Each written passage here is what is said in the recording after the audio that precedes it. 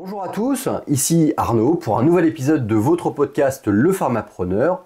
Aujourd'hui, nous allons aborder un sujet fascinant, comment devenir un génie dans la gestion de votre pharmacie. Ce thème, je l'ai développé en ayant lu un certain nombre de livres et nous allons adapter cela au monde de la pharmacie.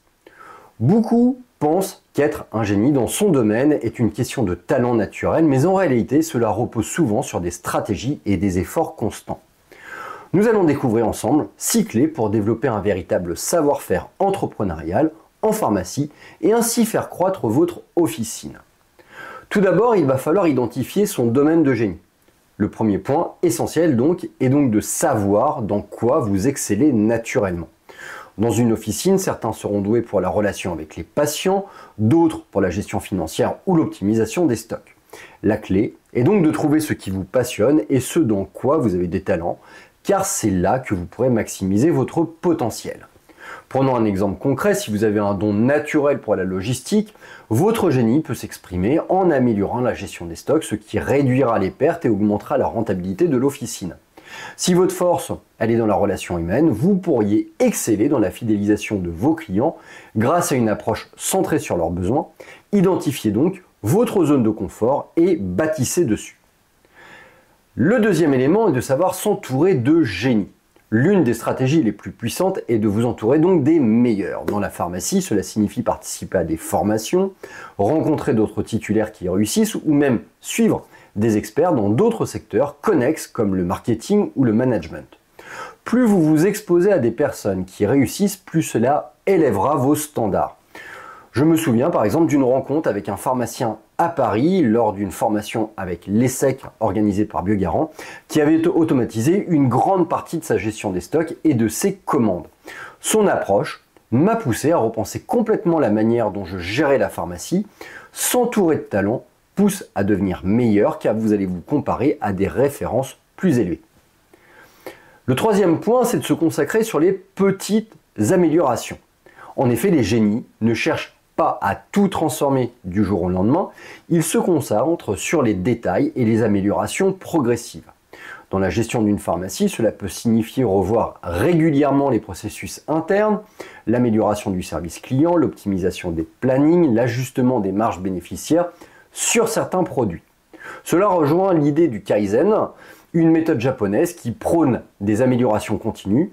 Par exemple, au lieu de vouloir révolutionner toute votre officine, commencez par améliorer un aspect à la fois, le temps d'attente, la qualité du conseil client ou l'optimisation des achats.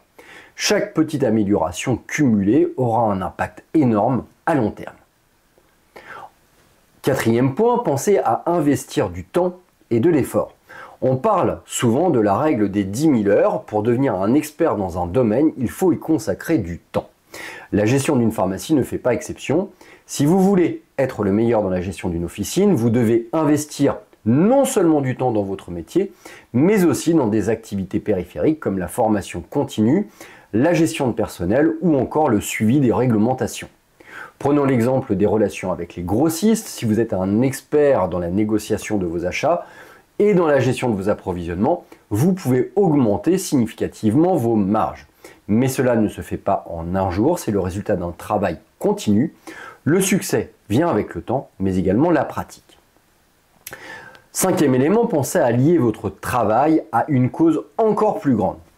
Pour accélérer votre apprentissage, associez votre travail à une cause qui vous dépasse. Dans le cadre de la pharmacie, cela pourrait être le bien-être de vos patients, le maintien du maillage médical en zone rurale ou encore le soutien à la santé publique.